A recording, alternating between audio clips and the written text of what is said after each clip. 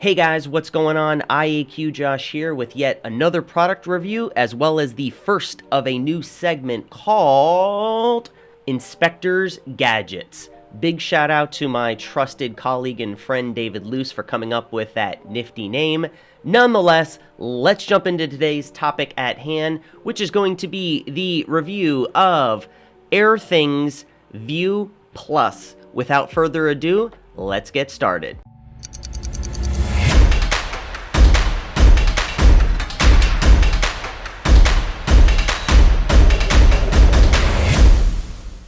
For those of you out there that are unfamiliar with Airthings and even other comparable, what I call IoT or Internet of Things devices, these are like your Nest thermostat, your Ecobee thermostat. What Airthings focuses on, and there are others out there, is they focus on the indoor environmental quality, specifically the indoor air quality, because this device is being mounted to a wall and it's measuring different parameters going on within your air quality.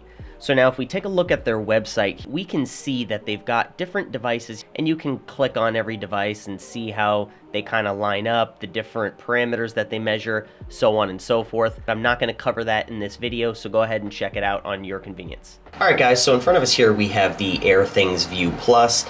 This is one of a number of products available to all types of consumers, from the run-of-the-mill average Joe to the business owner, all the way up to the professional out there performing assessments. For the sake of this review, we're going to really be looking at consumer level products. In this case, it's going to be the View Plus. So diving into things here, as you'll see, we have two readouts on the screen. In my case, I selected the CO2 as well as the temperature. Now the cool thing about this is fully customizable, meaning I can go into the settings via the phone app or even the website. We can go in and we can actually select what two parameters that we want to display. For this unit, I have CO2 and temp because this is the unit that sits in my office where I spend many of hours a day. So as you see in front of me being over 1,000 parts per million of CO2 is exactly why I wanted a device in here to be able to monitor this. Now, temperature is pretty self-explanatory. So now a very nice feature add that this device has is the ability to walk up to the device no matter where it's mounted, pass your hand across the surface, and voila, you'll see one of two things. You'll either see a concerning factor, which in this case, as you just saw, and I'll replay it, we have 1,001 parts per million of CO2, which would be considered elevated by Airthings standard. Now, if we were within the acceptable thresholds of this device, when we would swipe our hand across there, we would see it actually displayed on the screen, a readout that says your air quality is good, as well as instead of a yellow light shown here, we would see a nice green light, which, as we know, green typically means good. Now let's take a look at the back of the device. So I've proactively removed the back plate here just to show you guys what's kind of behind the scenes. As you can see, this device is powered by a total of 6 AA batteries, as well as you do have the option to utilize a USB-C cable to constantly power this device. All right, so I know what you guys are thinking. The outside looks great, but what's underneath the hood? Let's check it out.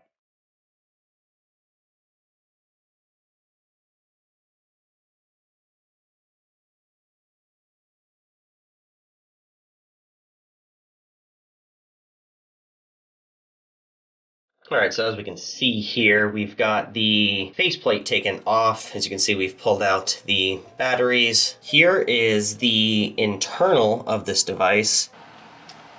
So the device looks to be pretty well built. One general note is I am not a circuit wizard here, but from everything I can see, we've got nice metal components. Let's go ahead and put this puppy back together.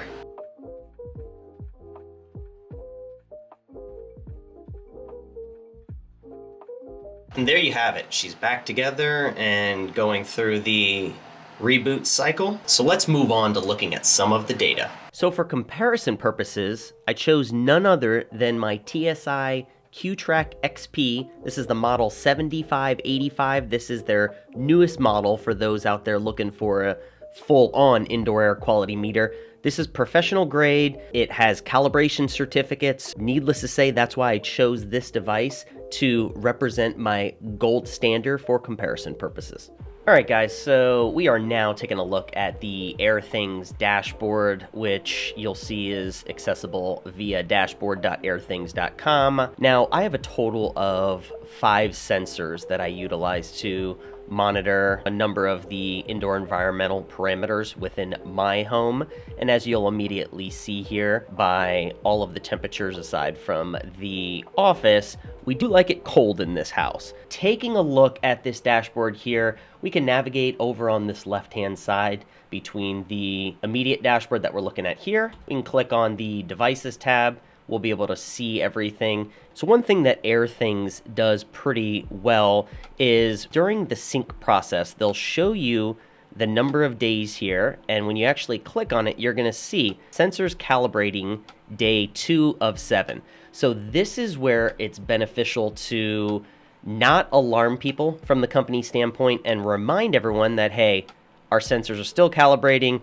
Chillax, man. Now, switching back over to the account screen and popping back into the user settings, we can make changes here, changing VOCs from parts per billion to micrograms per cubic meter. Sure, and of course, depending on where we live in the world, we can switch over to Celsius. So now scrolling on down, we can actually opt to have a weekly air report sent to us if we would like. Can simply check all locations here, and in this case I only have one location, which is my home. Hit that save button, and then I'll get all of the information that is relevant to me, as well as if you wanted to consider subscribing to their newsletter. So go ahead and take a look at this, see what works for you. As far as integrations, what I do like about Airthings is they do have an open API where you can actually set up Airthings to communicate with, again, getting back to these other IoT devices, Internet of Things. You can actually have some level of home automation where if you know somebody who's a programmer, or you capitalize on services like Zapier, which is at zapier.com, and there's also some others out there, you can actually set things up to where if your carbon dioxide hits a certain threshold, it will automatically tell your ventilating dehumidifier, so to speak, to actually turn on and bring in outside air. Now, I am no API wizard, so I won't even attempt to explain this to you, but the fact that they do have an open API is super beneficial for integrating with other internet devices out there. Now, we also have a shop area if you want to click on, which takes us back to the page that we previously saw where we can look at the Wave Radon, the Wave Mini, etc. And then, like before, if we click on the Wave Plus, we'll be able to scroll down, we'll see a nice image of it, and then what we'll also be able to do is see the actual parameters that it does measure. In this case, this is your kind of your all-in-one product. This measures radon, VOC, CO2, temperature, humidity, barometric pressure, and particulate matter. Let's dive in. Now, I've already proactively set up a little split screen action here for you guys. On the left side, obviously, we've got the Airthings Dashboard, which we just discussed. And on the right side, we've got the TSI Track Pro Ultra software. Now, I've already proactively imported in the readings that I collected in my kitchen area, our primary bedroom, and the office. Now, what you'll see here is I have it on 3 separate dates, which is November 22nd, the 24th, and the 26th, and I started all of these at 12 a.m. Now, the reason why I chose to do a 24-hour period beginning at 12 a.m. and running it to 12 a.m. the following day is because it gives us the ability to go ahead and compare readings by clicking on Airthings. We can click on the date that we want to select. In this case, we are looking at the office. Our office on the right is 12 a.m. on the 22nd. Let's go ahead and click on that. And then our end date, like we just discussed, is going to be the 23rd. So now we're going to have our 12 a.m. to, let's say, what do we got? 11:16, 11:56 a.m. down here. So pretty close to that 12 to 12 window.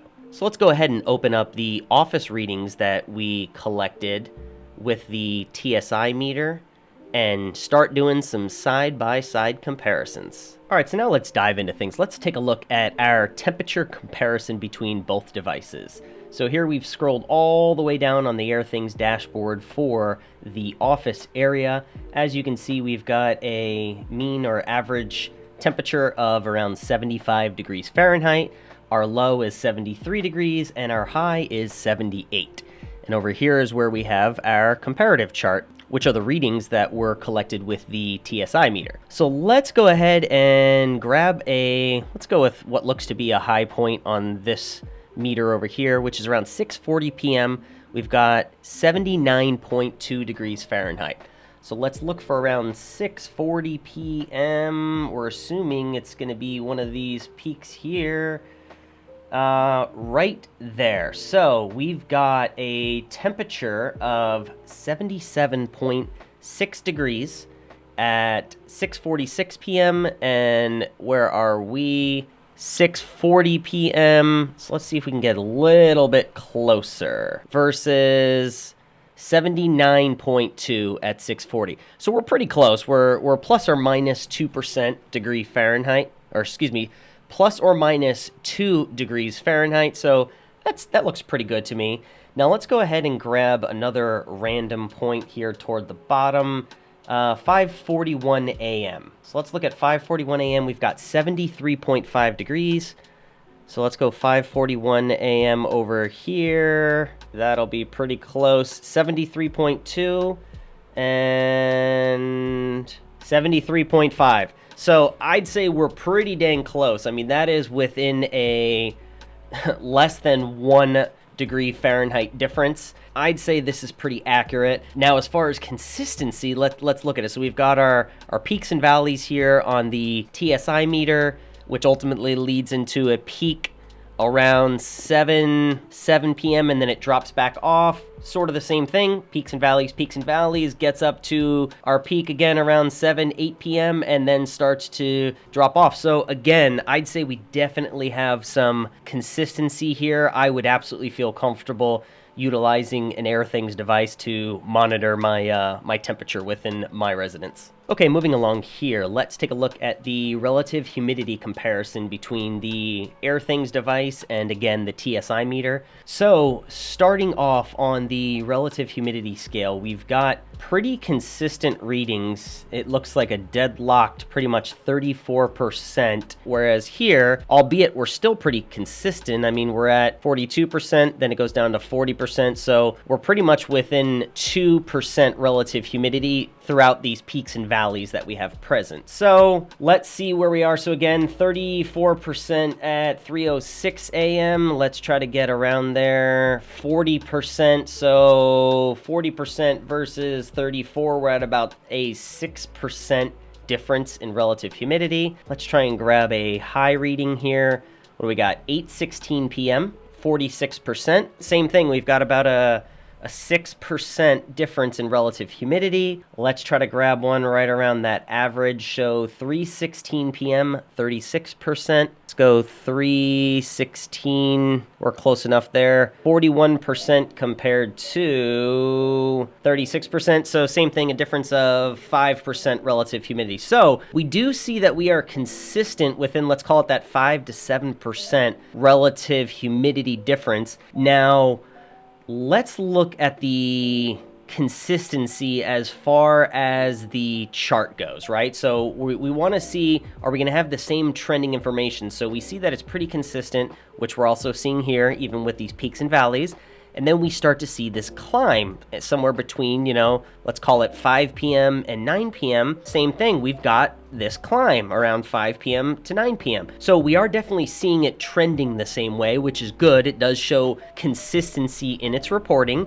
We also know that our difference between my professional meter versus this consumer grade IoT device is about 6% difference. All in all, I know this chart here to be true and factual. So, meaning at 8:15 p.m., I was indeed reading plus or minus 1.5% because there is always some variation. It's either going to be 53, or I should round up and say 54% relative humidity, or it's going to be 51% relative humidity. So with this being factual data, which I can confirm to a T, and knowing that this is a 6% difference, what I can do by default, or what my takeaway would be here, if we see consistencies between them where we're finding about a 6% difference, then what we can conclude is, okay, well, realistically, we know that these meters are notoriously low based on what I consider to be more of a gold standard, and we can by default say, okay, so in reality, when my relative humidity is 44%, it's really closer to 50%. When my relative humidity is 36%, it's really closer to 46%. Given that we know that the temperature is wicked accurate, we could very easily calculate things like dew point just to make sure that we're avoiding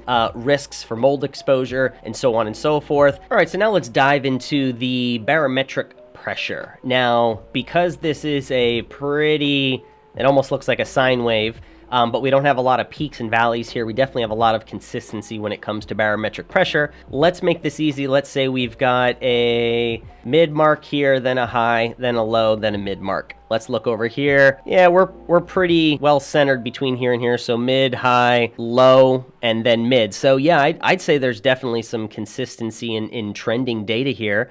Let's grab a random point. Let's go 4:10 a.m. We got 10:19. Let's look at 4:10 a.m. We've got 10:19. That's pretty dang spot on. Let's grab a low point. Let's go 4:01 a.m. 10:17.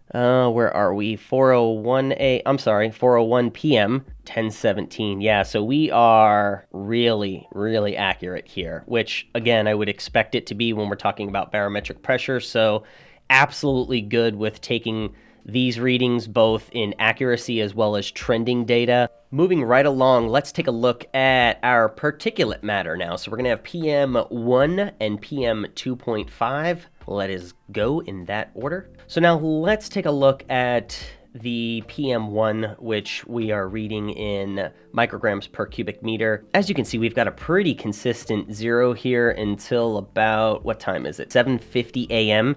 is when we spike up to a quantity of about 1.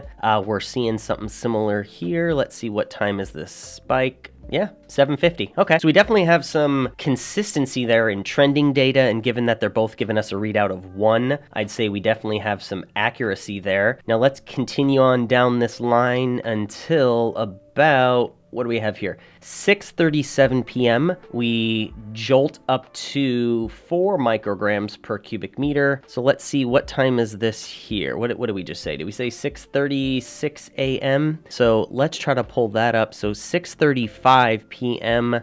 we are at about 1 microgram per cubic meter, but that also is down from 2. So we have 2 and then 1 as compared to, looks like about 4 micrograms per cubic meter. So my professional, or I should say my TSI meter, tomato, is actually reading a lower quantity of particulate matter. Now let's see what's our highest reading here on the Airthings. The highest reading is going to be 5 micrograms per cubic meter. That's at 8:16 p.m. What is our highest here? It's going to be 5 micrograms per cubic meter as well. And this is at 8:20 p.m. versus 8:15 p.m. is also 5. So we've actually got some consistency here. So let's grab another number since we got a no-go and a consistent number. So at 7:27 p.m., we've got 3 micrograms per cubic meter. Let's try to get close. 7:25, we've got 2 micrograms per cubic meter. Okay,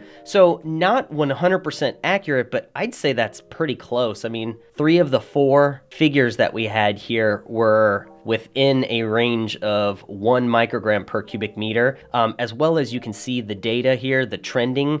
It's pretty consistent. I mean, even though we have a low, medium, high, if you will, here, and then here it's kind of a medium, then a low, then a high, I'd still say as a whole, this data, it looks pretty consistent as far as trending information and pretty close to accurate. All right, so let's dive into the CO2 and compare the parts per million readings on both these devices. So let's grab one of these peaks that we have, which is going to be 8:21 p.m. We got 906 parts per million. Let's see, where were we at 820? So that's pretty close. 821, we got 979 comparative to 906. So same thing within about 100 parts per million, which really isn't too bad. Let's see what we got here. Let's go down to around 12 noon. We got 759 ppm right around 12 noon here. 648, so just over 100 parts per million. So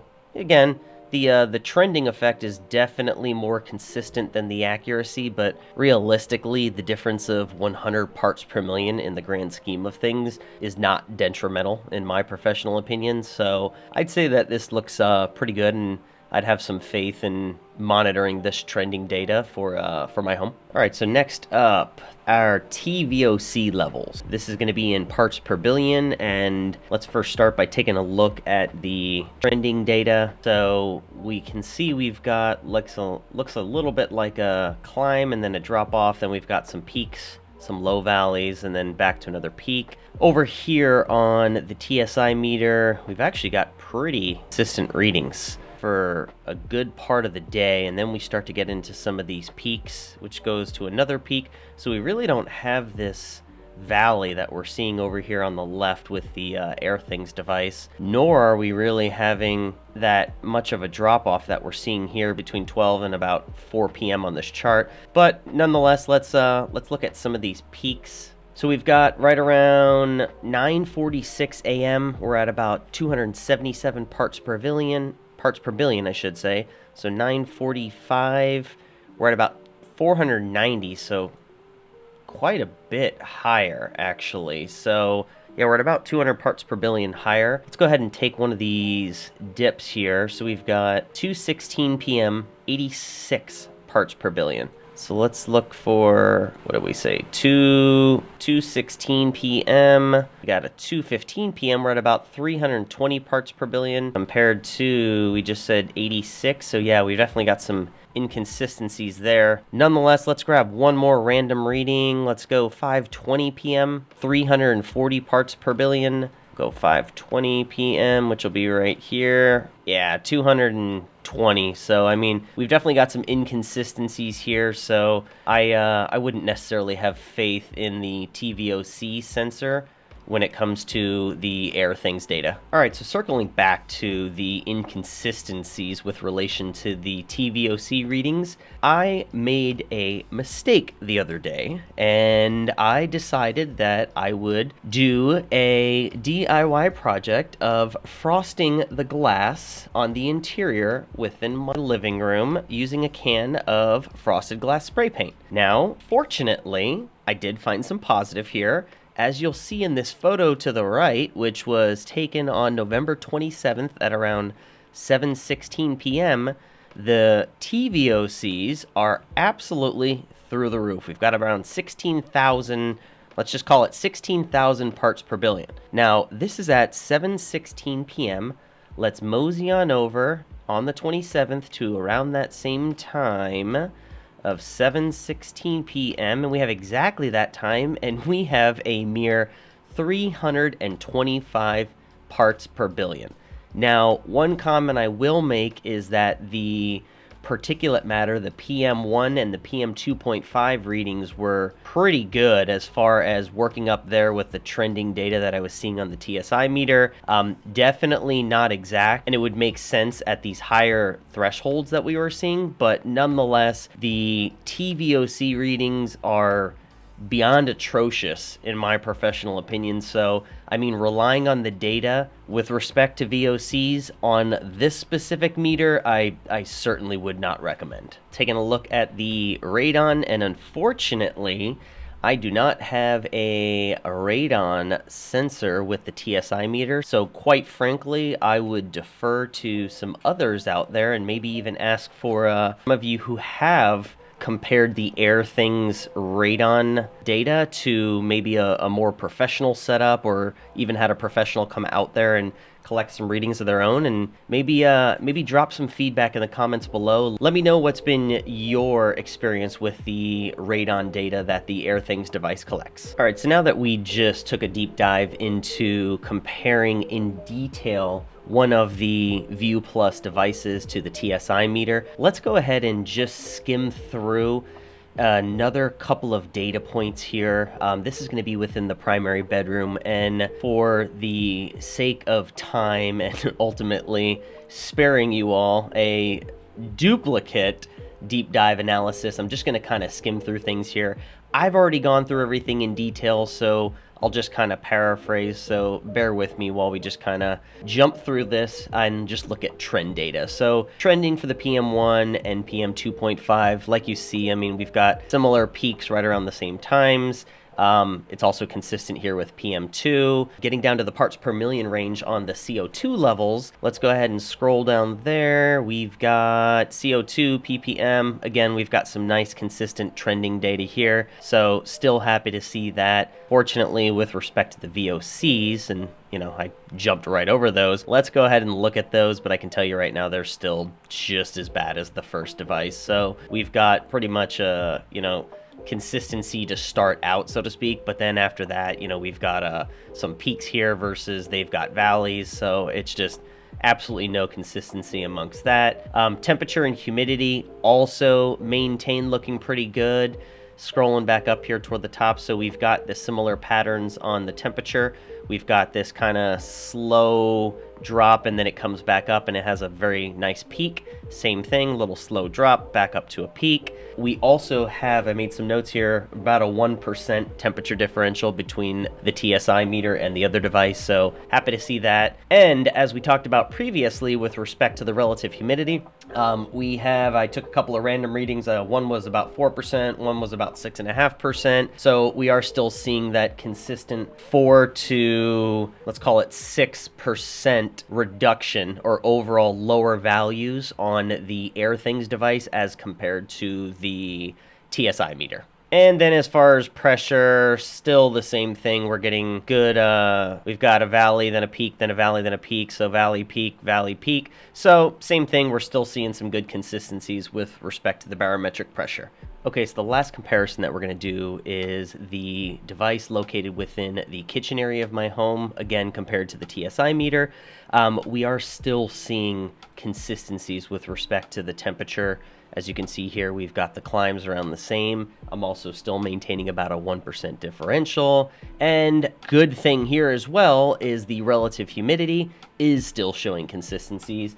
Two random readings that I grabbed is about 4.4% difference and about 5.8% difference, still within that established 4 to 6% differential range. Again, the TSI meter displaying higher percentages than that of the Airthings meter. Now, taking a look at the CO2, so we've got some pretty consistent readings here as well. We're starting off in around that 700-800 range, which we're starting off here. Then we start to have some dip downs, and then we have that one little peak here, which is still showing true in here. So with respect to the barometric pressure, again, still looking consistent here. Valley, peak, valley, peak, valley, peak, valley, peak. Happy to see that. Now with the million-dollar question, do we have some better consistency with the tVOCs on this device? And the answer is yes, no, maybe. So let's take a look, because this graph definitely looks to be a lot more consistent than the other ones, but let's just grab a random reading, check for some accuracy here. So 540 parts per billion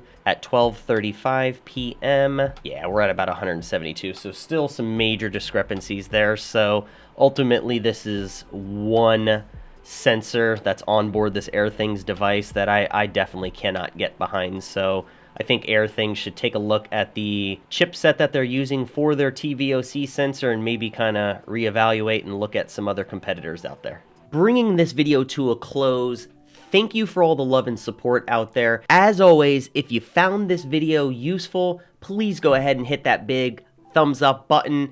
If you want to see more videos like this, please go ahead and hit that subscribe button. And do share this with anyone and everyone that could benefit from seeing content like this. See you around.